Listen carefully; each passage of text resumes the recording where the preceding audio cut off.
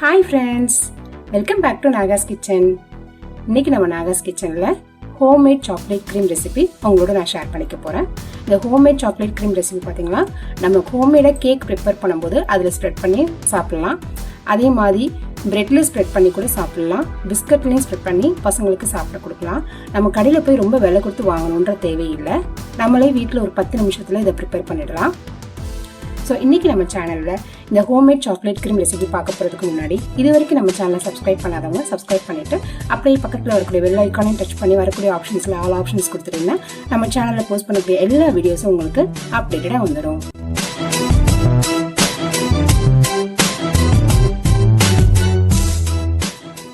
இந்த chocolate cream செய்கிறதுக்கு பார்த்தீங்கன்னா ஃபஸ்ட்டு நான் 1 கப் மைதா நான் எடுத்துக்கிறேன்.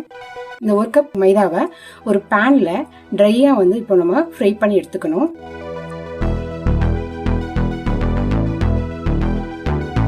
சிம்மில் வச்சு ஃப்ரை பண்ணி எடுத்துக்கணும். அந்த மைதா லேஸ் சூடு ஆயிடுச்சுன்னா கூட நம்ம எடுத்துடலாம். அவ்வளோதான், இதை எடுத்துடலாம். இப்போ இந்த மைதாவோட 1 கப் சுகர் பவுடர் நான் ஆட் பண்ணிக்கிறேன். எந்த கப்பில் மைதா எடுத்துருக்கீங்களோ அதே கப்பில் தான் சுகர் பவுடரும் எடுத்துக்கணும்.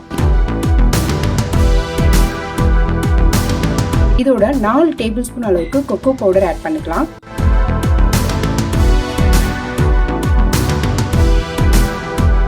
இது நல்லா மிக்ஸ் பண்ணி விட்டுறலாம்.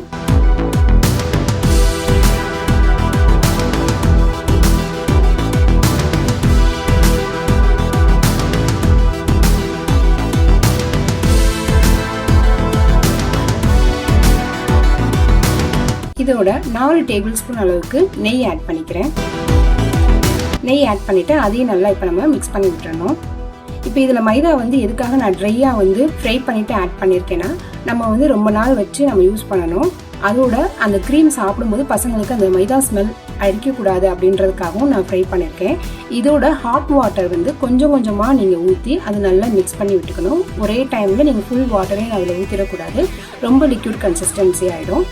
ஸோ கொஞ்சம் கொஞ்சமாக ஆட் பண்ணிட்டீங்கன்னா இந்த மாதிரி கன்சிஸ்டன்சி வந்துருச்சு. இந்த மாதிரி கன்சிஸ்டன்சி வரவும் நல்லா அதை பீட் பண்ணணும். நீங்கள் நம்ம கடையில் போயிட்டு ரொம்ப காசு கொடுத்து சாக்லேட் க்ரீம் வாங்குறதுக்கு பதிலாக இந்த மாதிரியே நம்ம ஹோம்மேடாக ப்ரிப்பேர் பண்ணிடலாம். இந்த சாக்லேட் க்ரீம் பார்த்தீங்கன்னா நம்ம ஹோம்மேட் கேக் ரெடி பண்ணும் போது அதில் ஸ்ப்ரெட் பண்ணிவிட்டு யூஸ் பண்ணலாம். பசங்களுக்கு பிஸ்கட் அண்ட் பிரெட்டில் கூட ஸ்ப்ரெட் பண்ணி நீங்கள் கொடுக்கலாம். இதில் நான் எதுக்காக ஹாட் வாட்டர் யூஸ் பண்ணி மிக்ஸ் பண்ணியிருக்கேன் அப்படின்னா ரொம்ப நாள் கெடாமல் வரணும் அப்படின்றதுக்காகவும், நீங்கள் 1 டைம் யூஸாக தான் இந்த க்ரீம் யூஸ் பண்ணுறோம் அப்படின்னா நீங்கள் அதில் ஹாட் வாட்டருக்கு பதிலாக மில்க் கூட நீங்கள் ஆட் பண்ணிக்கலாம்.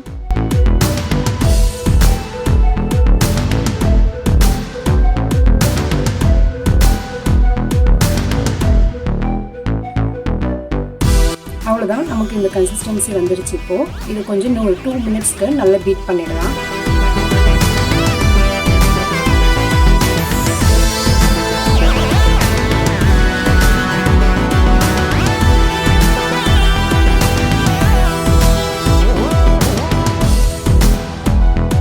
இது இன்னும் கொஞ்சம் உங்களுக்கு க்ரீமியாக வரணும், இன்னும் லிக்யூடாக வரணும், சிரப் மாதிரி வரணும், சாக்லேட் சிரப் மாதிரி வரணும்னா இன்னும் கொஞ்சம் லைட்டாக நீங்கள் வாட்டர் ஆட் பண்ணிக்கலாம், ஹாட் வாட்டர்.